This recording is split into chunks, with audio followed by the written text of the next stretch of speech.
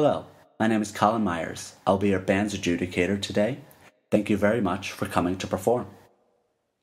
The American Band College of Sam Houston State University is proud to present D81, a high school band.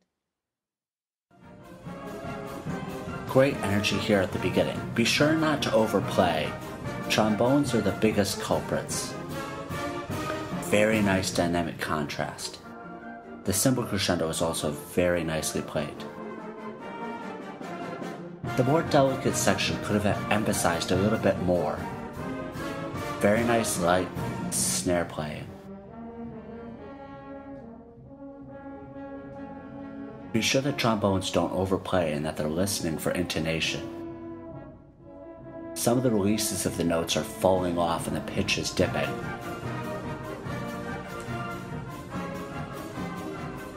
The offbeats and the crash cymbals are very well in time.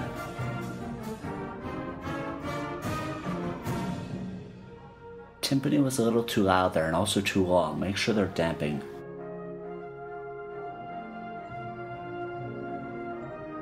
The offbeats and the trombones are falling behind just a little bit. Think of the offbeats as pickups to a note that isn't there. That'll help keep the tempo up.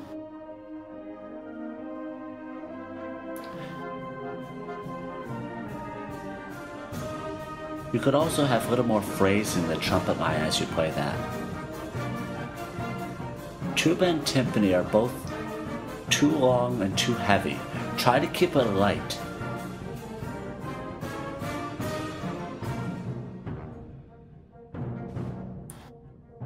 Percussion and tuba are a little too demonstrative here.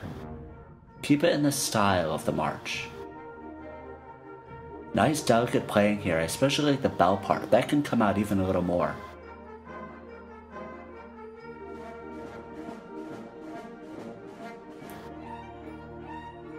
Oh, watch the top note in the clarinets. Phrase those small licks so one leads to another, which leads to another.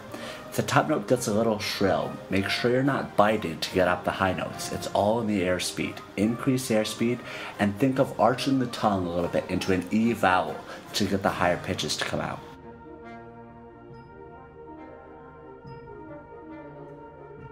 The articulation there in the flutes and the clarinets could be a little clearer. Use a little harder articulation like a ta.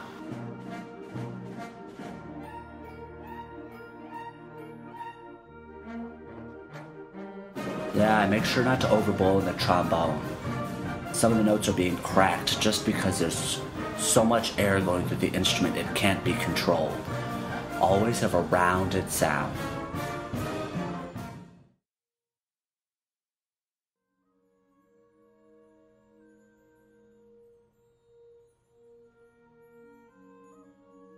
Nice work with the wind chimes to create the mood. It's perfect, not too much.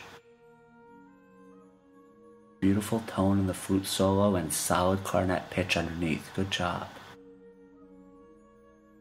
I really appreciate the character of the grace notes in the solo. This is a great piece to contrast the march of the first one.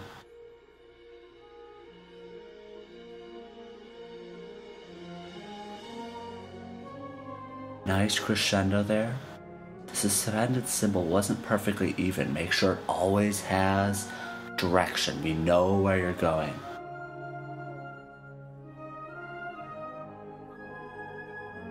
Watch the top note in the flutes for intonation. You'll definitely want to be sure to cover some fingers in the right hand to try to bring down the pitch a little bit. It's sharp as it gets into the upper register.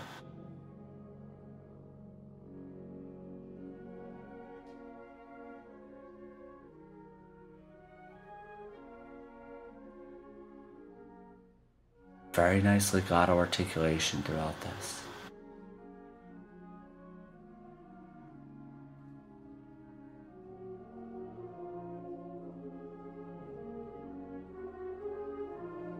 Watch the intonation in the saxophones. The trumpet line could also be a little warmer.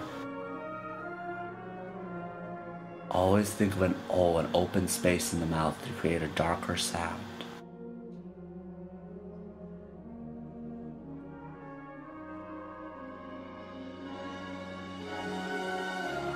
Suspended cymbal roll was nice, but it could do even more. It waxed and waned a little bit in the middle there.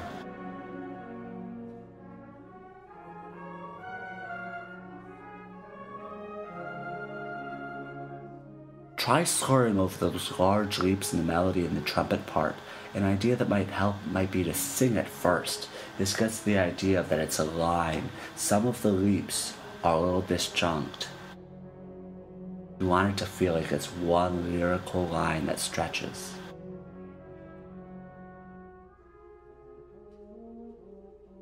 Nice trill in the clarinets.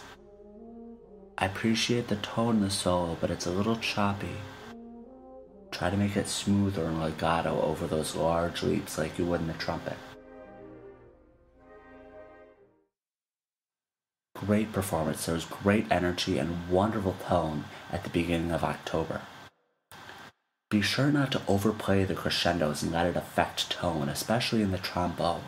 You want to make sure that you're not overplaying, especially in the march style. Also, be sure to watch shrillness in the high notes of the woodwinds.